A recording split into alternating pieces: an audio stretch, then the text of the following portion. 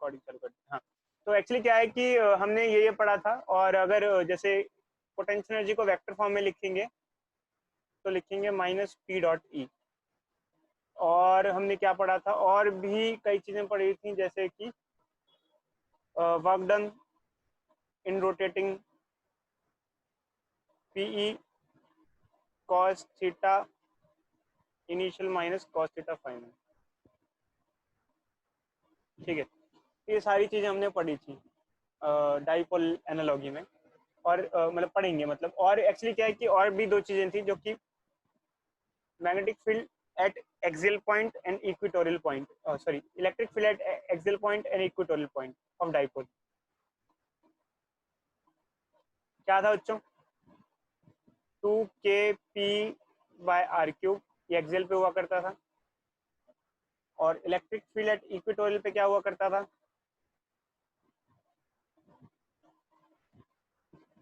kp/r³। ये सब पढ़ा था हमने। तो अब हम लोग एनालॉगी पढ़ते हैं। एनालॉगी क्या होता है बच्चों? जैसे वहां पर भी डाइपोल है, यहाँ पे भी डाइपोल है, बस फर्क ये है वहाँ इलेक्ट्रिक डाइपोल है, मैग्नेटिक डाइपोल है। तो यहाँ पे भी डाइपोल मोमेंट डिफाइन कर लेते हैं हम, डिफाइन कर लेते हैं। जैसे ये हो गया, ये हो गया, चाहे ये भी हो गया, एक लूप भी हो गया, ये भी डाइपोल हो गया। अब यहाँ पर क्या होता है अच्छे, जैसे कि सेकंड पॉइंट क्या था, कोई बच्चा बताएगा इसके बारे में? कोई बच्चा इंट्रोडक्शन देगा, क्या था ये?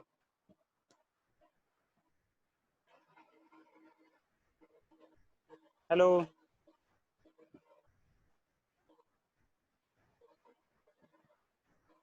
सर टॉर्क लग रहा था एक डायपोल पर। कब लग रहा था, कब? सर जब किसी एंगल इलेक्ट्रिक पे था फील्ड। सर, इलेक्ट्रिक फील्ड के साथ। इलेक्ट्रिक फील्ड में ऐसे ही, अगर एक मैग्नेट डाइपोल, मतलब एक मैग्नेट किसी मैग्नेटिक फील्ड में रखा, उस पर भी टॉर्क लगता है। दिखा देते हैं अच्छे आपको थोड़ा सा। जैसे कि ये रहा, देख रहे हो, ये मैग्नेट है, ये मैग्नेटिक फील्ड है, वहाँ इलेक्ट्रिक फील्ड थी, यहाँ कौन सी फील्ड है?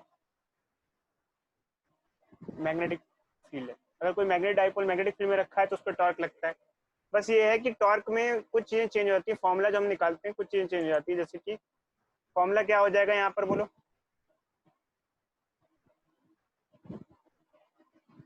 बोलो, पी की जगह क्या हो जाएगा? वहाँ पी होता था, यहाँ एम सर होता है। एम आ जाएगा, एम आ जाएगा सर। इलेक्ट्रिक फील्ड और की ई की जगह जगह बी। बी, मैग्नेटिक फील्ड आ जाएगा साइन थीटा। तो फॉर्मूला बच्चों चेंज हो जाएगा, चीज़ें चेंज हो जाएंगी। और अगर वेक्टर फॉर्म में दिखाना है तो हो जाएगा एम क्रॉस बी। तो यहाँ डेरिवेशन नहीं किया जाता है एक्चुअली। आप देखो मैंने नोट्स में भी जो लिखा है, तो डेरिवेशन वगैरह कुछ नहीं लिखा है, सीधे सीधे रिलेशन लिख दिया है, बस दिखा दिया टॉर्क ऑन अ डाइपोल और ये सब करके। ये नीचे वाला फोर्थ डेरिवेशन कर दिया, डाटा नहीं है इसके बस में, है नहीं डेरिवेशन वगैरह कुछ नहीं है, सिर्फ इंफॉर्मेशन है, जो कि आपको एनालॉगस रिलेशन से लिखनी होती है। और यहाँ पर भी क्या होता है, जब मैग्नेटिक डाइपोल रखा है तो उसकी कुछ पोटेंशियल एनर्जी होती है, जो कि होती है माइनस, क्या होगा बच्चे, क्या बोलो, क्या बोल लिखूं? Minus M dot B. M B cos theta, और वेक्टर फॉर्म में लिखोगे तो एम डॉट बी हो जाएगा,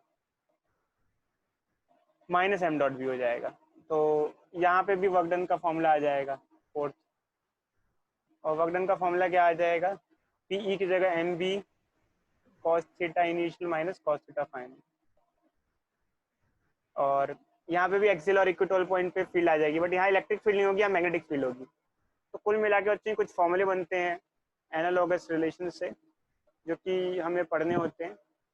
तो क्या फॉर्मूले होते हैं ये बच्चों आपके सामने है सारे के सारे। पहले एक्सियल पॉइंट पे है, एक्सियल पॉइंट पे क्या मैग्नेटिक फील्ड होगी, इक्वेटोरियल पॉइंट पे क्या होगी, डेरिवेशन वगैरह किसी का नहीं करना। टॉर्क क्या होगा, वर्क डन क्या होगा, पोटेंशियल एनर्जी क्या होगी, इवन जहाँ स्टेबल और अनस्टेबल इक्विलिब्रियम भी आ जाता है, जैसे वहाँ पढ़ते थे हम, शायद आपको याद हो या ना हो। तो जब हमने सेकंड चैप्टर पढ़ा था तो स्टेबल अनस्टेबल इक्विलिब्रियम पढ़ा था। जब डाइपोल स्टेबल इक्विलिब्रियम में होता है तो उसकी पोटेंशियल एनर्जी मिनिमम होती है और होती है माइनस पी, और अनस्टेबल में उसकी पोटेंशियल एनर्जी मैक्सिमम होती है और होती है पी पी। तो यहाँ पर भी बच्चों ऐसे ही है, पोटेंशियल एनर्जी के बारे में डिस्कस किया हुआ है। तो डाउट किसी को? हेलो, सर बोलो बच्चों बोलो। सर वो टॉर्क क्यों लगेगा सर उस पर? मैग्नेटिक डायपोल पर। मैग्नेटिक डायपोल पे टॉर्क क्यों लगेगा? ठीक है, अच्छे दिखा देते हैं, तो अच्छा, अगर आपको देखना है तो बता देते हैं। देखो एक्चुअली क्या है अच्छे कि जैसे फील्ड है,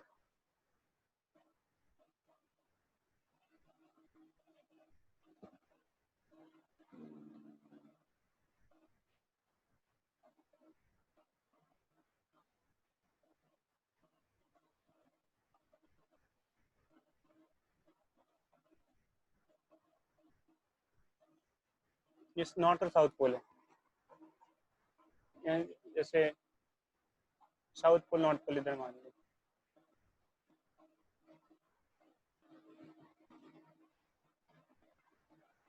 ये मान लो ये है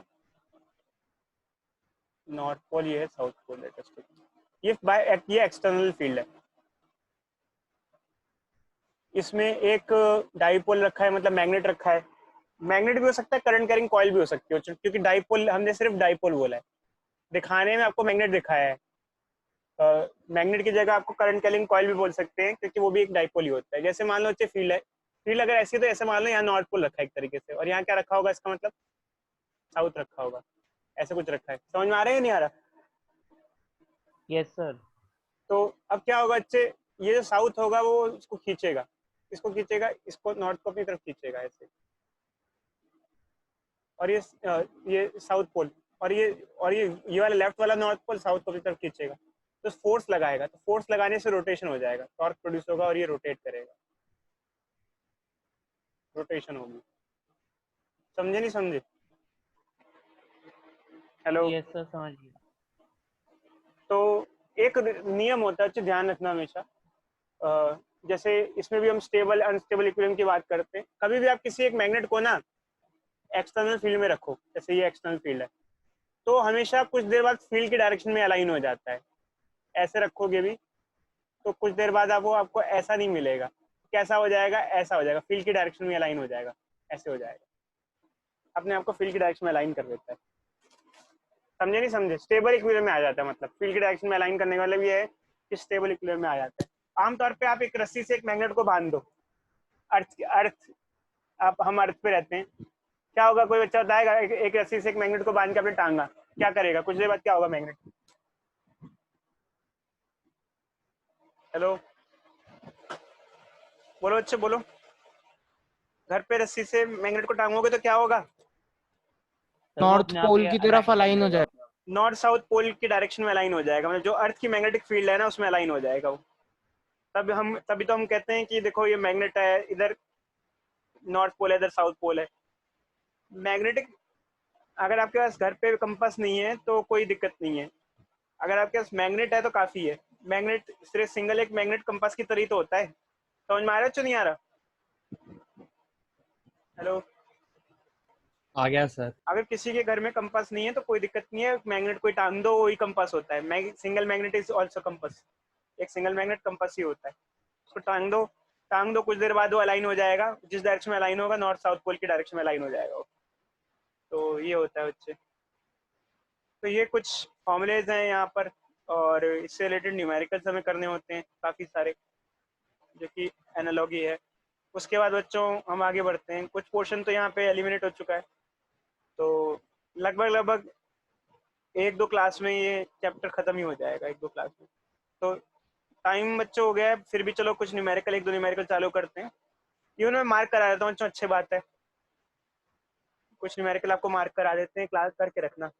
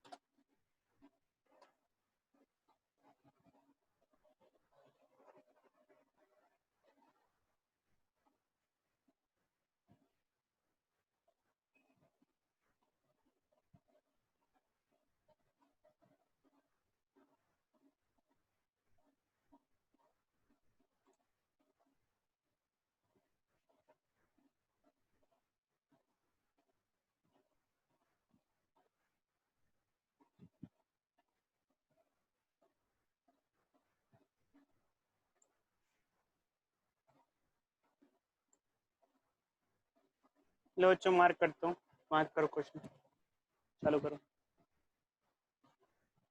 लिखो भाई। 5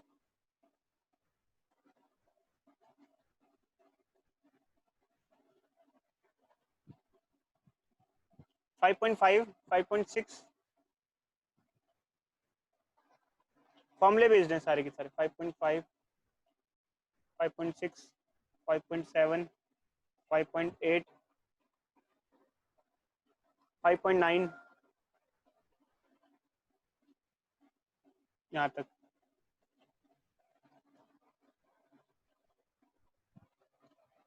सर कहाँ से कहाँ तक है?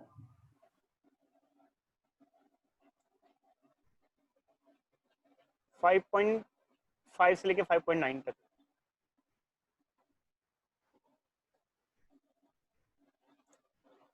लिख लिया बच्चों? Yes sir. 5.12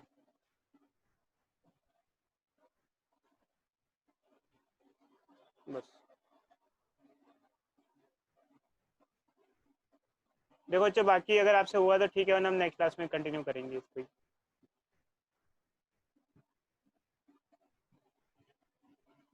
अभी तो टाइम है। अरे रुको, चालू कर जाओ बच्चे, अभी तो टाइम है, रुक जाओ। हाँ, एक काम करो, करो अभी करो।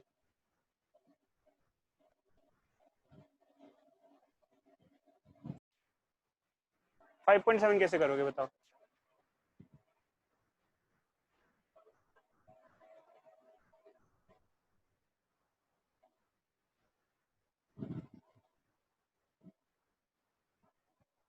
हेलो, 5.7 कैसे करोगे? चलो बच्चे बाकी होमवर्क है, एक काम करो नेक्स्ट क्लास में डिस्कस कर लेंगे। चलो खत्म करें बच्चों। Okay sir.